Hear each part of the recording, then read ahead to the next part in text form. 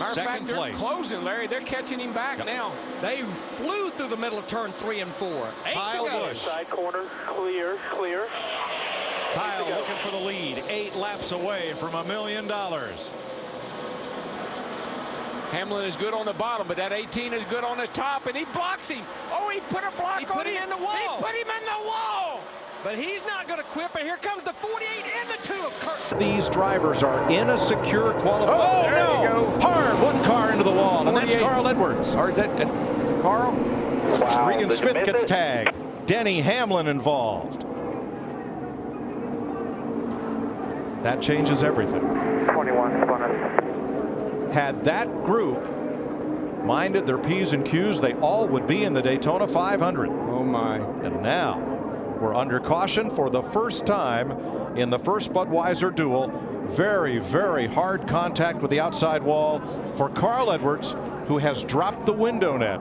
And that is a signal to safety workers that he is okay. See if we can get a look here and see exactly what happened. There's Carl Edwards. Comes to pack around. He kind of pushes up off the bottom there a little bit. Looks pretty good at this point. Oh, Hamlin, looks like Hamlin got loose first. Not sure why. Have to look at it again. But he definitely got loose and came down into Carl Edwards' right rear quarter panel. Let's see if we can get a better look here. Now that's Michael Waltrip alongside Carl.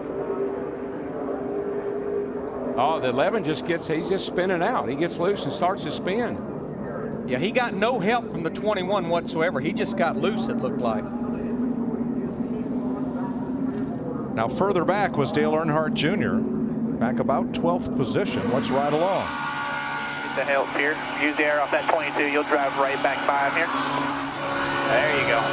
Keep coming, keep going, keep going, keep going. Good job, man. Good job. Caution.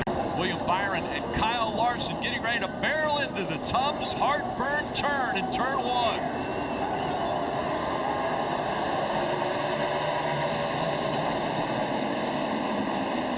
Oh, we got a car getting in the back. We got many cars sliding into the heartburn turn. Eric Jones is around. Alex Bowman is involved. The 48 of Jimmy Johnson had to stop. The 11, Denny Hamlin also there. Oh, Alex Bowman, he restarted 10th there because they did not pit. He was in line to get some stage points and got in that wreck. A fifth start for this team. Man, while this restart was happening, there's a car stopped over in turn 3 on the apron, and I thought NASCAR might abort the restart, and some of the drivers probably wish they had. There's Ross Chastain, the 15 car stopped. Yeah, he's sitting over on the turn 3 apron. Now let's see the restart. See how all this carnage started happening here. Somebody got in the back, I think, of Jimmy Johnson. Maybe even started beyond that. It's the problem back here. They start slowing down. You can see right there, Kurt Busch in the back of Buescher. Then Buescher got in the back of 48, and then it just started from there. Keep in mind on this restart, this is probably the only racetrack all year long where they drive into turn 1 going faster on a restart than they do under a regular lap because you don't run the chicane. So the braking zone is completely different than it would be under a green flag lap. It's foreign to them. Yes. Because they don't do it, during green flag laps. So when they get into this part of the racetrack going faster than they've been all day long, a lot of guys misjudge who's going to brake, how much they're going to brake. It's not that Kurt made a mistake. He just didn't think everybody was going to stop that soon. Same as this is no different than on the interstate. They start slowing down in front of you, and then it just bottlenecks up. It's no different. Just not anticipating when people are going to start slowing down. Yeah. A little bit of contact with that 37 car. It's like dominoes. Well, knows he's in trouble right here. Lock it down. Made a little contact with the back of the car, but I'm more worried about that 20 of Eric Jones. He made contact with the left front to the tire barrier. See what Denny does here. I don't think he had any contact with anybody. Maybe a little banging around a little bit there, but pretty lucky with not hitting his car. He's been phenomenal in restarts this year. Oh, Hamlin gets loose. And around goes Keselowski, and Blaney has damage.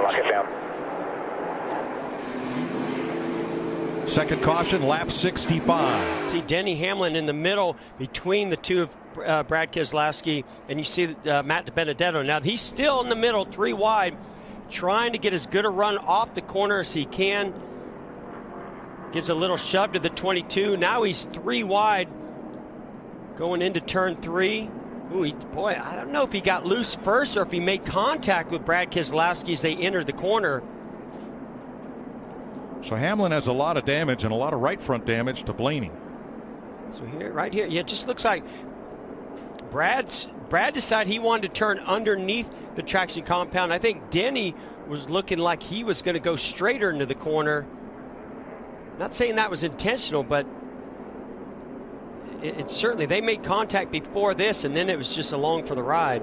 Ryan Blaney's made it back to his pit with heavy damage. Yeah, Blaney nowhere to go on that incident. Away. Oh, Denny gets high.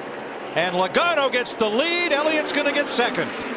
And maybe the lead. Take more, yes. Chase sends it and takes the lead. And Denny goes around. Goes into the wall with McLeod. And caution is out. Can you believe that? Our leader, Denny Hamlin, gets loose, gets up into the marbles.